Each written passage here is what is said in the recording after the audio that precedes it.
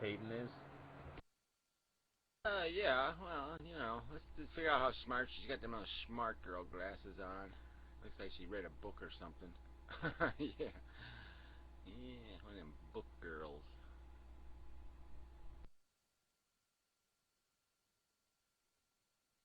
14? Hell yeah. I don't think she's 14. She's got pretty I big do. breasties for a 14-year-old.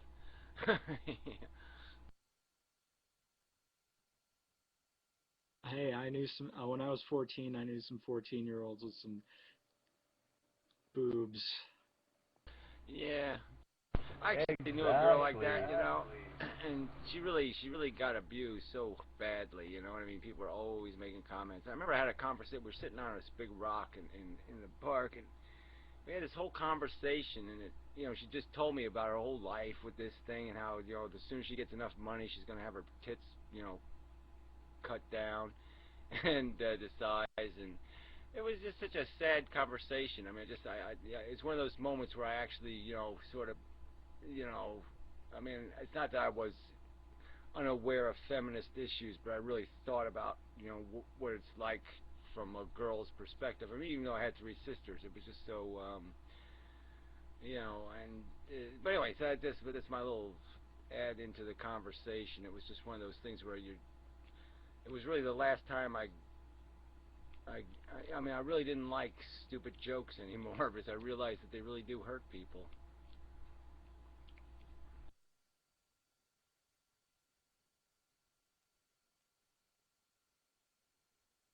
To go to a different subject, this is basically a two-part question. I guess like maybe 1 or 2 months ago, I guess Texas is the place where all the people that decide on what's going to be in the children's textbooks. Yep. I don't know exactly what the age groups are that, they say, okay, well, we're going to teach evolution, or we're going to teach creationism, or we're going to teach evolution and creationism, and so on and so forth.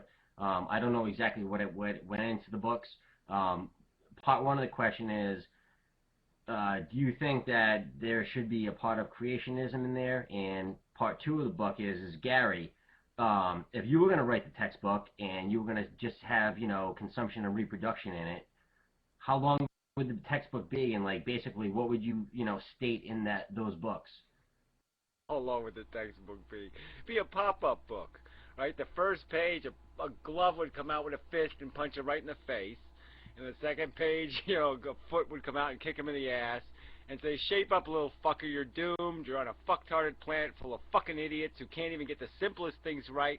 It's really consumption and reproduction. We're just motherfucking machines. We have this bullshit fuck-up psychology full of nonsense and crap. It makes people fuck dogs and stuff. They do all kinds of wacky shit. Most of the human race is completely out of their fucking mind, insane, literally insane.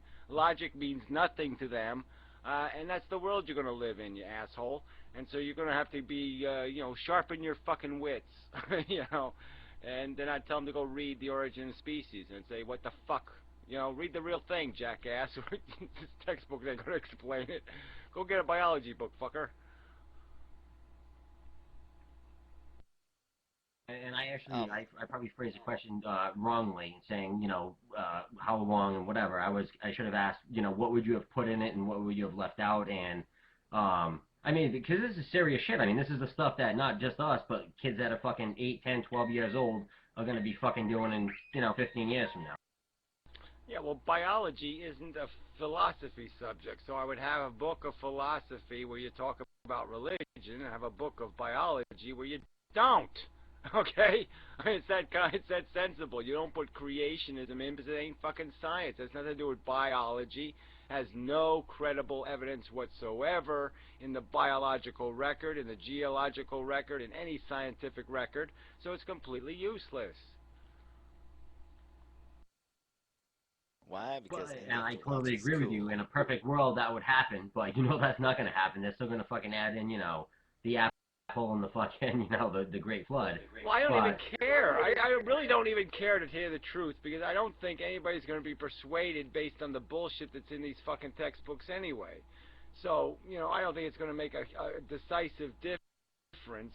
And it's what's not in the books is still the part that's important. And what's not going to be in the books is the fact that we are just consuming and reproducing organisms, that we are just fucktarded psychology. That's the shit that isn't going to be in the fucking book, and without that, a kid's never going to have perspective until they have something that shakes them up enough to say, wait a minute, where the hell am I?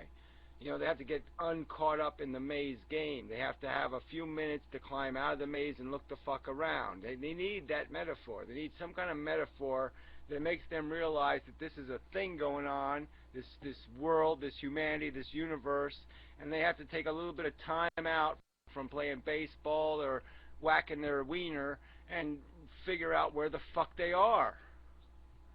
Hey, Gary, you say that we're reproduction machines. What about fags? I'm just curious. About your sexual proclivities. Like I said, people fuck dogs, okay?